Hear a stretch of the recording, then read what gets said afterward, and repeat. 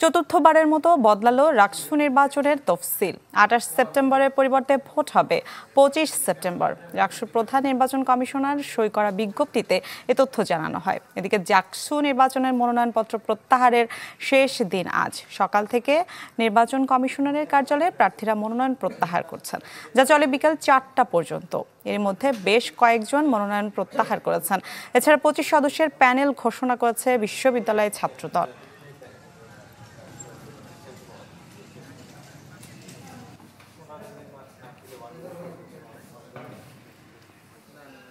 দর্শক, জাকসু ও রাকসু নির্বাচনের বিষয়ে বিস্তারিত জানাতে চাই, সেখান থেকে যুক্ত হচ্ছেন আমাদের সহকর্মীরা।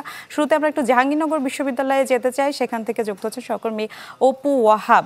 অপু, নির্বাচনে মনোনয়ন প্রত্যাহারের আজ শেষ দিন ছিল, একটু জানাবেন সেখানকার খবরাখবর।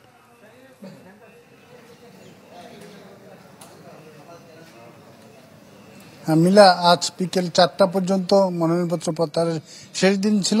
শেষ সময় পর্যন্ত কিন্তু আমরা দেখেছি মনোনয়নপত্র প্রত্যাহার করে নিয়েছে, অনেকেই এসেছেন। তবে অ্যাকুরেট সংখ্যাটা বলা যায়নি। তবে প্রশাসন বা বিভিন্ন সূত্র থেকে যেটি জানা গেছে, অন্তত অর্ধশতাধিক মনোনয়নপত্র কিন্তু প্রত্যাহার হয়েছে, প্রত্যাহার করে নিয়েছে।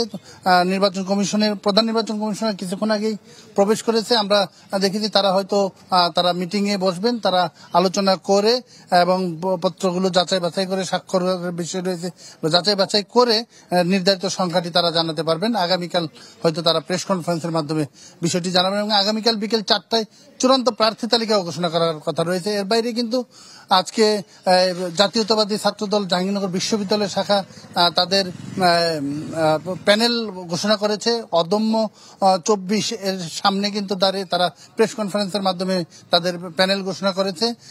এছাড়াও কিন্তু এর আগে যে দুইটি প্যানেল ঘোষণা করা হয়েছে, ছাত্র শিবির এবং বাসাস বাংলাদেশ গণতান্ত্রিক ছাত্র সংসদ, এর মোট ৩টি প্যানেল কিন্তু ঘোষণা করা হলো। এর বাইরে স্বতন্ত্র প্যানেল, জোটকিন প্যানেল কিন্তু স্বতন্ত্র অনেক প্রার্থী রয়েছে স্বতন্ত্রভাবে।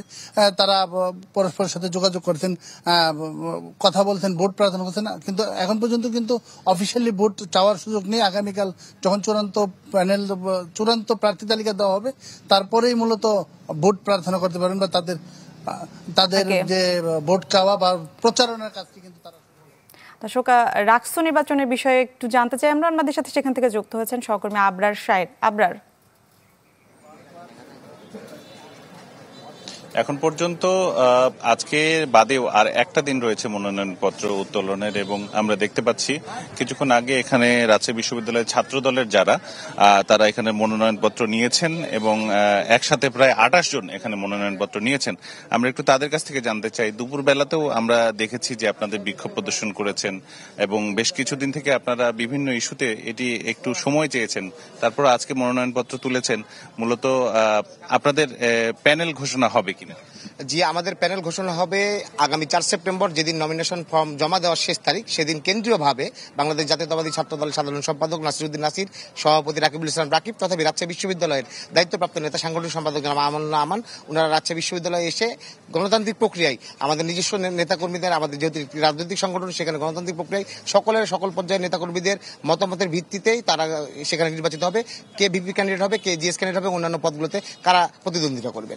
আরেকটি বিষয়, আপনারা প্রথম থেকেই রাকসু নির্বাচন নিয়ে তড়িঘড়ির অভিযোগ করছিলেন। আসলে নির্বাচন কেমন হতে যাচ্ছে? আপনারা তো মনোনয়ন তুলেছেন আজকে, আপনারা কি মনে করেন কেমন নির্বাচন হবে? আসলে রাকসু নির্বাচন নিয়ে যেরকম উৎসবমুখর পরিবেশ ক্যাম্পাসে বিরাজমান হওয়ার কথা ছিল, তার কিন্তু একটা ভিন্ন চিত্র আমরা দেখতে পেরেছি। যেমন গতকাল একদিনেই 2বার নির্বাচনের তারিখ নিয়ে একটা হেরফেরের ঘটনা ঘটেছে। আমাদের হিন্দু ধর্মাবলম্বী যে সকল বন্ধু ছাত্রছাত্রী রয়েছে, তাদেরকে কিন্তু মাইনাস করে একটা রাকসুর মতো নির্বাচন অনুষ্ঠান করার একটা নীল নকশা প্রশাসন করেই ফেলেছিল। এবং আমরা অবশ্যই এটা সকলের কাছে পরিষ্কার যে একটা গোষ্ঠীর মদতেই কিন্তু সেটি হতে যাচ্ছিল। তারপরে আন্দোলনের মুখে কিন্তু তারা সেই তারিখটা এগিয়ে নিয়ে এসে 25 তারিখ করেছে। তো একটা কথা আমরা কিন্তু বারবারই বলেছি, আসলে সময়টা আমরা প্রশাসনকে এজন্যই বলেছি কারণ আমাদের কাছে প্রশাসনের যে স্পষ্টতা সেটা কিন্তু আমাদের কাছে নেই। প্রশাসনের যে নিরপেক্ষতা সেটা আমাদের কাছে স্পষ্ট না। তারা একটা লেভেল প্লেইং ফিল্ড তৈরি করে করে তারা একটা অংশগ্রহণমূলক রাকসু না করে তারা তো একটা নির্বাচনের দিকে ৩৫ বছর পর যে ছাত্র সংসদ নির্বাচন সেদিকে যেতে পারে না। এটা নিয়েই কিন্তু আমাদের বারবার অভিযোগ ছিল এবং যার কারণে কিন্তু আমরা এই সকল আসলে দাবি জানিয়ে এসেছি। অনেক ধন্যবাদ আপনাকে। আমরা দেখতে পাচ্ছি, বলাই যায় যে বড় দলগুলোর মধ্যে একটি ছাত্র সংগঠন তারা এরই মধ্যে মনোনয়নপত্র উত্তোলন করেছে, আরেকটি রয়েছে ছাত্র শিবির, তারা হয়তো রোববারের দিন করবে, তারপরে হয়তো অংশগ্রহণমূলক নির্বাচন অনুষ্ঠিত হবে বলে আশা করছেন সবাই। আজকে কিন্তু ধন্যবাদ আপনাকে।